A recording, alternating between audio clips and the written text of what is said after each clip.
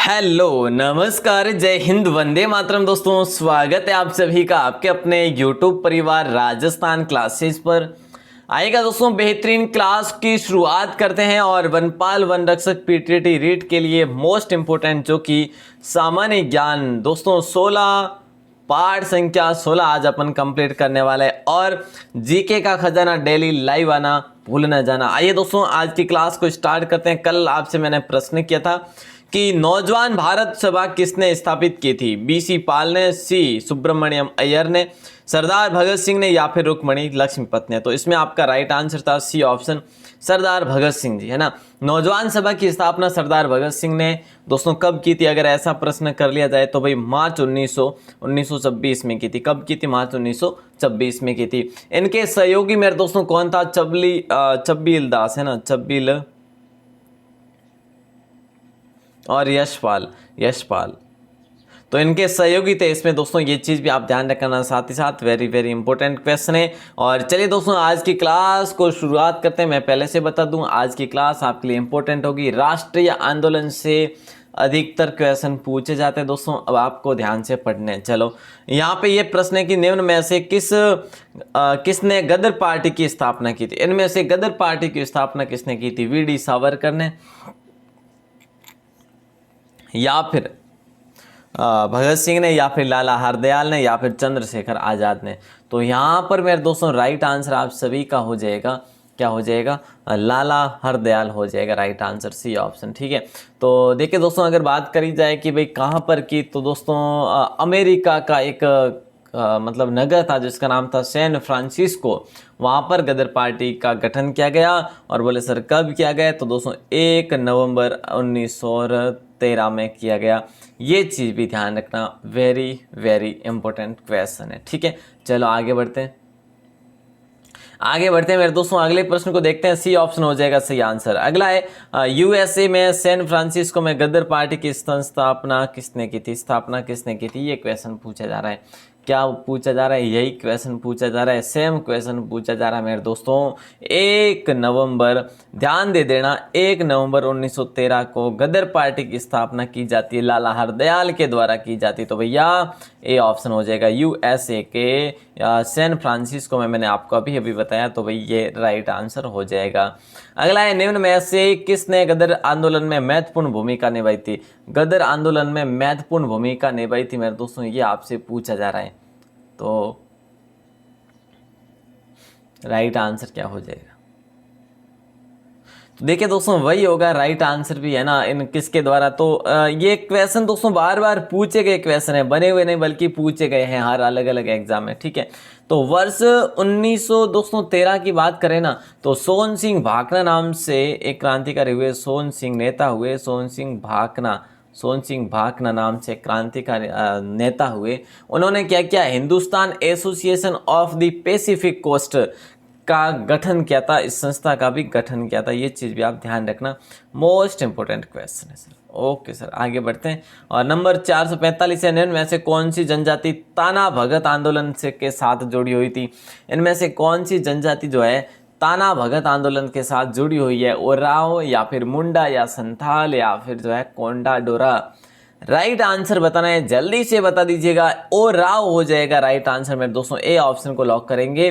भगत आंदोलन की शुरुआत की बात करें, कौन सा? ये ताना भगत आंदोलन। इसकी अगर शुरुआत की जाए कि भाई शुरुआत कब से हुआ था, तो दोस्तों प्रथम जो विश्व युद्ध हुआ था उस समय, मतलब कि उसके बाद ही हुआ था वैसे। और कहाँ से हुआ था? बिहार से। अब बिहार है, उस समय छोटा नागपुर कहलाता था, वहाँ पर वो क्षेत्र उसमें आता था बिहार में। तो बिहार में इसकी शुरुआत हुई थी दोस्तों। अगला प्रश्न नंबर 446, गदर पार्टी का मुख्यालय कहाँ पर था?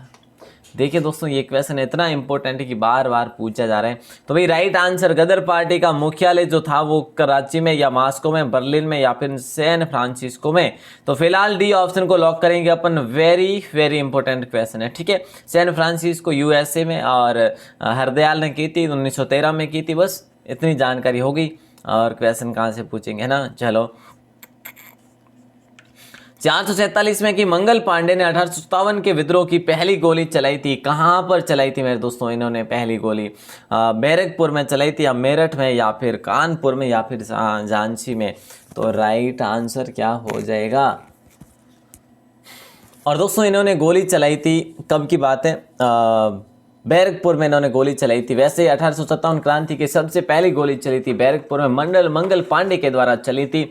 तो भैया ये मंगल पांडे जो है ना, इन्होंने जो है ना 34वीं रेजिमेंट बैरकपुर में ये काम कर रहे थे। अपने दोस्तों के साथ इन्होंने विद्रोह का आह्वान किया था, ठीक है। और इन्होंने मंगल पांडे ने जो है ना जिसकी हत्या की थी ना, उसका नाम क्या था मेरे दोस्तों? देखिए मेजर सार्जेंट था, है ना, मेजर सार्जेंट। एक तो मेजर सार्जेंट पर गोली चलाई थी इन्होंने, मेजर सार्जेंट ह्यूरसन को गोली मारी थी इन्होंने, ठीक है। और एक हत्या भी की थी, लेफ्टिनेंट था जिसका नाम था बॉग, उसकी भी इन्होंने हत्या की थी। और दोस्तों 29 मार्च की बात है, 29 मार्च 1857 की बात है, ठीक है। तो ये चीज़ ध्यान रखना। वैसे विद्रोह छिड़ा था 10 मई को दोस्तों, ठीक है। तो वैसे अगर बात की जाए ना कि भाई इनको फांसी पर लटका दिया गया था, सबसे पहले कोई क्रांतिकारी की बात करें और सबसे पहले फांसी पर लटकने वाले क्रांतिकारी की बात की जाए तो यही क्रांतिकारी हुए थे जिनका नाम था मंगल पांडे। और 8 अप्रैल 1857 को इनको फांसी पर चढ़ा दिया गया था। दोस्तों ये चीज़ भी ध्यान रखना, बैरकपुर हो जाएगा राइट आंसर। 1857 का विद्रोह किसने शुरू किया था ये बता दीजिएगा आप। तो आसान सा क्वेश्चन है, 1857 का विद्रोह किसने शुरू किया था? सिपाहियों ने, जमींदारों ने, किसानों ने, या फिर जो है बागान कामगारों ने? तो दोस्तों कब से शुरुआत की थी? 10 मई से की थी। बोले सर कहाँ से की थी? मेरठ से की थी मेरे दोस्तों। 10 मई 1857 को मेरठ यूपी से की थी मेरे दोस्तों, मेरठ यूपी से की थी। सिपाहियों ने की थी दोस्तों 1857 का विद्रोह की शुरुआत। ए ऑप्शन को लॉक करेंगे। अगला प्रश्न आपकी स्क्रीन पे है, जल्दी से आंसर बता दीजिएगा क्या हो जाएगा। 1857 के विद्रोह का प्रशासनिक परिणाम शक्ति का अंतरण था ईस्ट इंडिया कंपनी से ब्रिटिश सम्राट को। देखिए दोस्तों 1857 के विद्रोह का जो प्रशासनिक परिणाम, जो शक्ति का अंतरण जो था ना, वो किसकी ओर था? देखिए ईस्ट इंडिया कंपनी से ब्रिटिश सम्राट को, ब्रिटिश सम्राट से ईस्ट इंडिया कंपनी को, या ईस्ट इंडिया कंपनी से गवर्नर जनरल को, या ब्रिटिश सरकार से निदेशक सम्राट से निदेशक मंडल को। राइट आंसर यहाँ पर होगा आपका A option, east India company से ब्रिटिश सम्राट को था, ठीक है ना। तो ध्यान रखना। आगे बढ़ते हैं, चलो आगे बढ़ते हैं, अगले प्रश्न को देखते हैं। कानपुर के गदर का नेतृत्व किसने किया था? कानपुर में जो है ना गदर पार्टी का नेतृत्व किसने किया था? तात्या तोपे ने, रानी लक्ष्मीबाई ने, या फिर बेगम हजरत महल ने, या फिर नाना साहब ने? देखिए दोस्तों कानपुर के गदर का नेतृत्व किसने किया था? तो राइट आंसर हो जाएगा नाना साहेब ने किया था दोस्तों। डी ऑप्शन को लॉक करेंगे, ठीक है।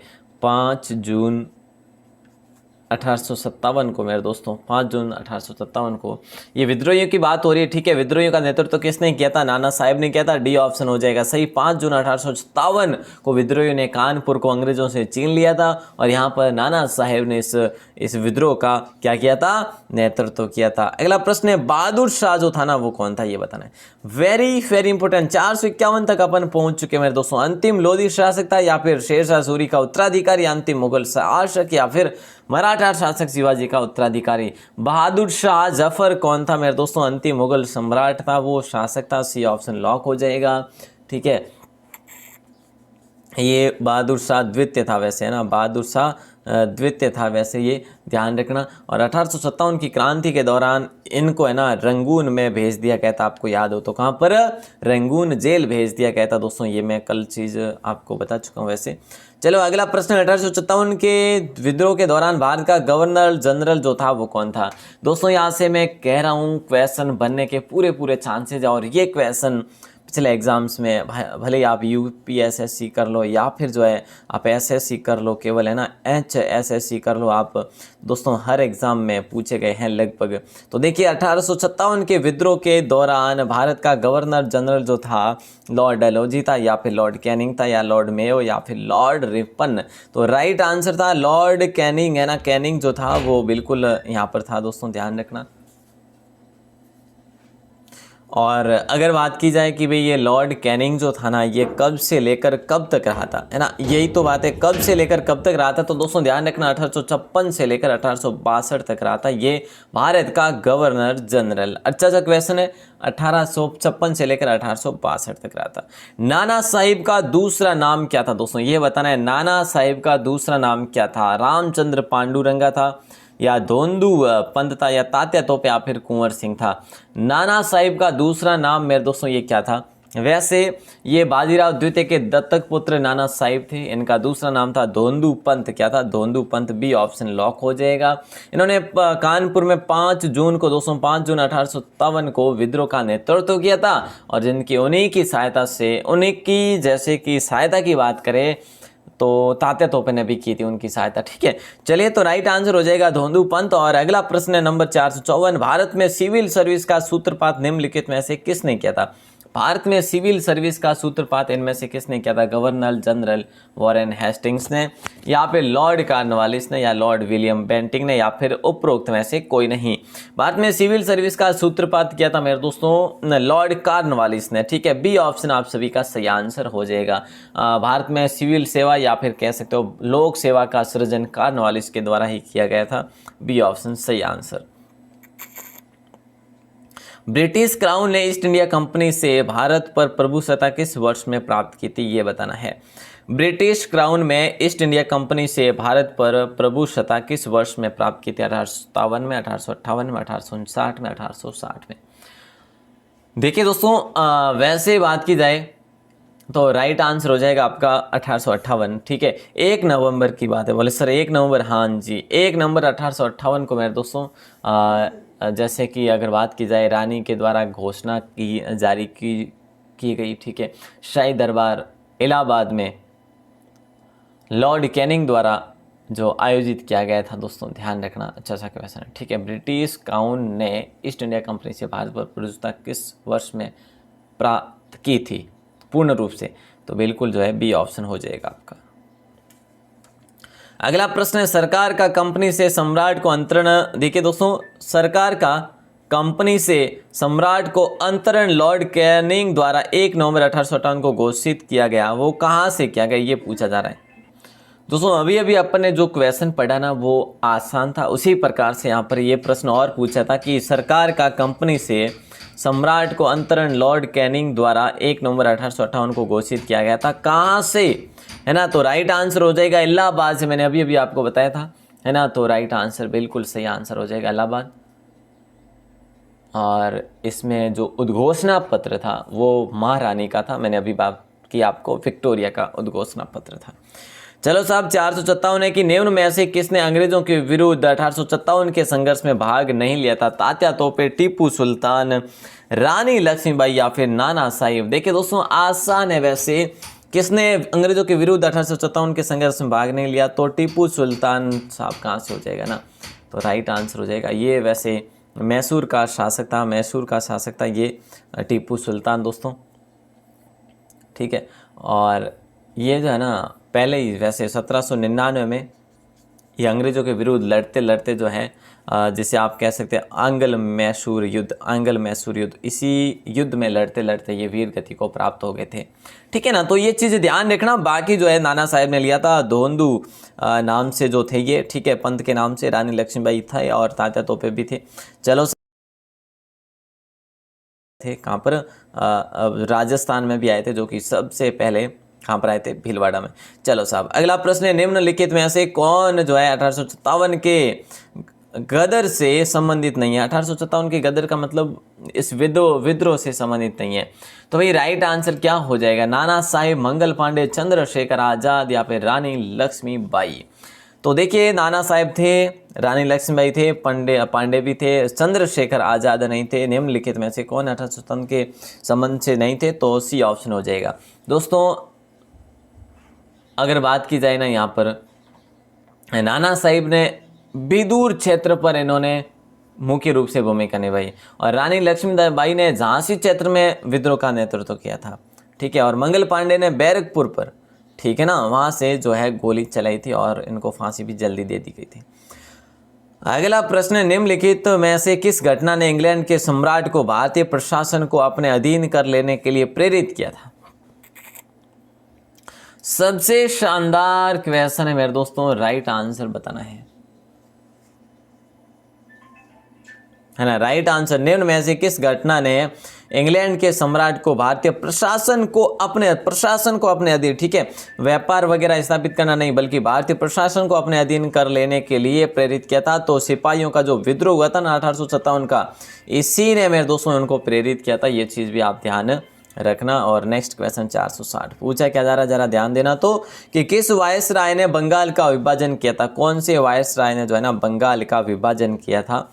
लॉर्ड लिटन ने किया था, लॉर्ड वेलेजली ने, या फिर लॉर्ड डलहौजी ने, या फिर लॉर्ड कर्जन ने?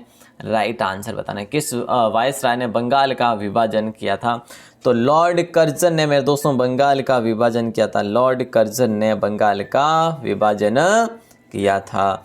नेक्स्ट क्वेश्चन है, 1877 के इंपीरियल दरबार में हाथ से काती हुई खादी के कपड़े पहनकर कौन गया था? ये आपको बताना है। देखिए दोस्तों, जो कि 1877 के इंपीरियल दरबार में हाथ से काती हुई खादी के कपड़े पहनकर कौन वहां पर गए थे? M.K. गांधी, बाल गंगाधर तिलक, बिपिन चंद्र पाल, या G.V. जोशी? राइट आंसर होगा G.V. जोशी हो जाएगा दोस्तों, गणेश वासुदेवन जोशी, है ना, गणेश वासुदेवन जोशी हो जाएगा। पूना सार्वजनिक सभा के गणेश वासुदेवन जोशी विक्टोरिया हॉल में, जैसे कि विक्टोरिया हॉल कलकत्ता में जो एक संपन्न हुआ था एक दोस्तों दरबार, जिसका नाम था 1877 का इंपीरियल दरबार, ठीक है। कौन से हॉल में? विक्टोरिया हॉल में, ठीक है। तो ध्यान रखना, अच्छा क्वेश्चन है। वे वहां पर अपने ये खादी के कपड़े पहनकर गए थे।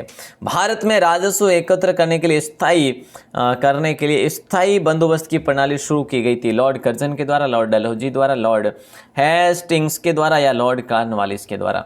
तो भाई देखिएगा, भारत में राजस्व एकत्र करने के स्थायी बंदोबस्त की प्रणाली शुरू की गई थी। तो राइट आंसर हो जाएगा आपका कर्जन नहीं होगा, डलहौजी नहीं होगा, हेस्टिंग्स भी नहीं होगा, लॉर्ड कॉर्नवालिस हो जाएगा। डी ऑप्शन हो जाएगा। बिल्कुल इंपॉर्टेंट क्वेश्चन है। और इन्होंने 1790 में ये प्रणाली लागू की थी वैसे, और 10 वर्षों तक वैसे रखी गई थी यही प्रणाली, ठीक है ना। चलो सर, अगला प्रश्न आपकी स्क्रीन पे 463 में क्या पूछा जा रहा है कि ब्रिटिश शासन के दौरान तत्कालीन मद्रास प्रेसिडेंसी में रेतवाड़ी प्रणाली की शुरुआत करने वाला कौन था? ये बताना है। ब्रिटिश शासन के दौरान तत्कालीन मद्रास प्रेसिडेंसी में रेतवाड़ी प्रणाली की शुरुआत करने वाला जो था ना, वो कौन था? मैकार्टनी था, या एल्फिस्टोन था, या फिर थॉमस मुनरो था, या जॉन लॉरेंस था? तो प्यारे दोस्तों, थॉमस मुनरो हो जाएगा यहाँ पर राइट आंसर। थॉमस मुनरो हो जाएगा। इंपॉर्टेंट क्वेश्चन है साहब, बहुत इंपॉर्टेंट है। आगे बढ़ते हैं और अगले प्रश्न को देखते हैं।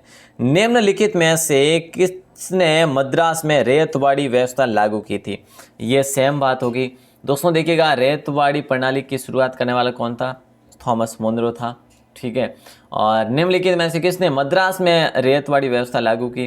तो ये दोस्तों वही हो जाएगा right answer. B option Thomas Munro हो जाएगा। मद्रास में दोस्तों 1820 से लेकर 1827 ईस्वी तक ये गवर्नर भी रहे थे वैसे, और इन्होंने कुल उपज का जो है ना 3रा भाग भूमि कर का आधार मानकर क्या कहते हैं इसे, रेतवाड़ी व्यवस्था लागू की थी, ठीक है। कहाँ पर की? बोले सर मद्रास में की। चलो सर, अगला प्रश्न है 465। बंगाल के प्रथम गवर्नर जनरल जो थे ना, वो कौन थे? ये बताना है। बंगाल के प्रथम गवर्नर जनरल कौन थे? रॉबर्ट क्लाइव थे, हेस्टिंग्स थे, या विलियम बेंटिंग थे, या फिर चार्ल्स कॉर्नवालिस थे? देखिए दोस्तों, यहाँ पर राइट आंसर आप सभी का हो जाएगा हेस्टिंग्स। रेगुलेटिंग एक्ट के तहत मेरे दोस्तों ये व्यवस्था, रेगुलेटिंग एक्ट जो था ना, वो कौन सा था? 1773 था दोस्तों, ये चीज़ ध्यान रखना। इसके तहत जो है ना ब्रिटिश संसद के द्वारा बंगाल में पहली बार कॉलेजिस्ट सरकार की व्यवस्था की गई थी। तो राइट आंसर हो जाएगा सी ऑप्शन। आगे बढ़ेंगे और अगले प्रश्न को देखेंगे। अंग्रेजों ने भारत में रेलवे किस उद्देश्य से शुरू की थी? ये बताना है। देखिए दोस्तों, ये क्वेश्चन बहुत लाजवाब है, इंपॉर्टेंट भी है वैसे। ये क्वेश्चन एग्जाम में पूछा भी गया है और मैं आपसे पूछूं कि भाई इसमें आपको कंफ्यूज किया गया है या नहीं। बिल्कुल बहुत बड़े तरीके से।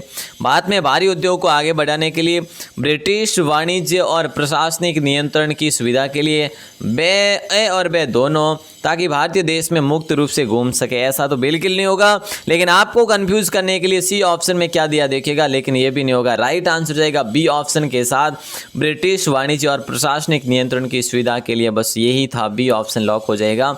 दोस्तों ऐसे क्वेश्चन आपको पूछे जाते हैं, मैं आपको कई बार कह चुका हूँ, है ना। जो भी पढ़ने वाले भाई बने ध्यान दे जरूर ऐसे क्वेश्चन पर। और नेक्स्ट क्वेश्चन है, किस गवर्नर जनरल ने भारत में सती प्रथा का अंत किया था, ये बताना है। किस गवर्नर जनरल ने भारत में सती प्रथा का अंत किया था? लॉर्ड कैनिंग ने, लॉर्ड रिपन ने, लॉर्ड विलियम बेंटिंग ने या फिर लॉर्ड डलहौजी ने। तो राइट आंसर, किस गवर्नर जनरल ने भारत में सती प्रथा का अंत किया, तो भाई लॉर्ड विलियम बेंटिंग हो जाएगा राइट आंसर, ठीक है। और दोस्तों अगर बात की जाए, इन्होंने 1829 ईस्वी में नियम भी बनाया था विधवाओं को मतलब जलाना वगैरह, इस पर अवैध घोषित भी किया था इसको, ठीक है।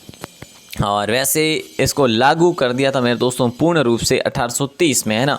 चलो साहब आगे बढ़ते हैं और अगले प्रश्न को देखते हैं। सी ऑप्शन हो जाएगा। इसमें राम मोहन राय की मुख्य भूमिका थी। राम मोहन राय की मुख्य, जिसे आप कहते हैं राजा राम मोहन राय, राजा जी भी कह सकते हैं उन्हें, ठीक है। चलो सर अगला प्रश्न है। अगला प्रश्न एक नंबर देखिए 468 नंबर। एक खुली प्रतियोगात्मक परीक्षा के माध्यम से इंडियन सिविल सर्विस में भारतीयों के लिए प्रवेश को निम्न में से किसने संभव बनाया?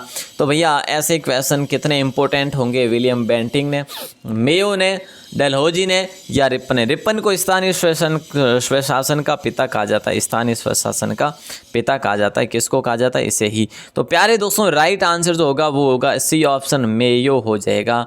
वेरी वेरी इंपॉर्टेंट क्वेश्चन है। एक खुली प्रतियोगात्मक जो है ना, प्रतियोगात्मक परीक्षा की बात करें तो दोस्तों इसके माध्यम से देखिए इंडियन सिविल सर्विस जो है इसमें भारतीयों के लिए प्रवेश को वैसे जो है ना, सॉरी डलहौजी के द्वारा, यहाँ पे सॉरी यहाँ पे बी ऑप्शन है आपका, डलहौजी है ना, ध्यान रखना मेरे दोस्तों। मैंने मेयो बता दिया, मेयो नहीं होगा, डलहौजी होगा मेरे दोस्तों, बी ऑप्शन। वापस से ध्यान दे देना, ऐसा ये क्वेश्चन जो है आपका बी ऑप्शन के साथ चला जाएगा, ठीक है। चलो सर अगला प्रश्न है, हरदयाल एक महान बुद्धिजीवी का संबंध था। हरदयाल जो थे ना ये महान एक बुद्धिजीवी थे दोस्तों। ये हरदयाल कहाँ के थे? कोटा के थे। अब मैंने आपको बताया कि इसमें से होम रूल आंदोलन होगा, गदर आंदोलन होगा या स्वदेशी आंदोलन होगा या फिर असहयोग आंदोलन। यहाँ पर गदर दोस्तों शब्द मिल रहा है ना, ये आपको ये इंडिया लेवल का दोस्तों क्वेश्चन पूछा जा सकता है। ये विद्रोह हो जाएगा ना, 1857 की विद्रोह का क्वेश्चन पूछा जा रहा है, तो बी ऑप्शन लॉक हो जाएगा, कोटा, ठीक है ना। कोटा, हरदयाल एक महान बुद्धिजीवी का संबंध था जो कि कोटा से थे ये हरदयाल, ठीक है। चलो सर दोस्तों लास्ट क्वेश्चन है आपकी स्क्रीन पे पूछा जा रहा है, भारतीय सिविल सेवा में अहर्ता प्राप्त प्रथम भारतीय कौन था? ये आपको बताना है। भारतीय सिविल सेवा में अहर्ता प्राप्त जो प्रथम भारतीय जो थे वो कौन थे? सुरेंद्रनाथ बनर्जी, सत्येंद्रनाथ टैगोर, सुभाष चंद्र बोस या फिर रविंद्रनाथ टैगोर। तो राइट आंसर हो जाएगा मेरे दोस्तों, भारतीय सिविल सेवा में चुने गए पहले भारतीय जो थे वो सत्येंद्रनाथ टैगोर थे, जो कि सत्येंद्रनाथ टैगोर थे, जो कि 1867 में हुए थे ये सेलेक्ट। और दोस्तों अगर बात की 1869 में हुए थे मेरे दोस्तों सुरेंद्रनाथ,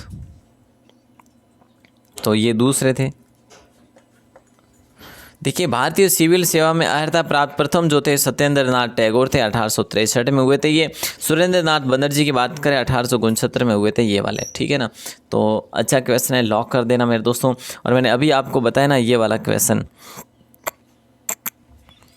ये जो अभी क्वेश्चन बताया ना मेरे दोस्तों, एक खुली प्रतियोगात्मक परीक्षा के माध्यम से जो इंडियन सिविल सर्विस में भारतीयों के लिए प्रवेश को निम्न में से किसने संभव बनाया? तो दोस्तों डलहौजी ने। बी ऑप्शन है यहाँ पर है, बिल्कुल ध्यान रखना, बी ऑप्शन सही आंसर हो जाएगा, सी नहीं होगा बल्कि बी ऑप्शन हो जाएगा, ठीक है। एक बार पुनः ध्यान दे देना। अब दोस्तों मैं आपको आगे ले चलता हूँ और अगला प्रश्न मैं आपको दिखा दूं, भारत के प्रथम गवर्नर जनरल कौन थे? इसका आंसर आपको बाहर आके कमेंट सेक्शन में देना है। इतना आसान क्वेश्चन दिया है तो इसका गलत आप करेंगे नहीं।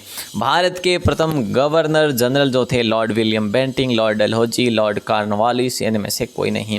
भारत के प्रथम गवर्नर जनरल दोस्तों, ये क्वेश्चन एग्जाम में, हर एग्जाम में पूछा जाता है, हर एग्जाम में पूछा जाता है मेरे दोस्तों, तो ध्यान देना, पिछली बार पीटीटी में भी पूछा गया था, है ना। तो दोस्तों इसका आंसर क्या हो जाएगा, जल्दी से आंसर बाहर आके कमेंट सेक्शन में देना है।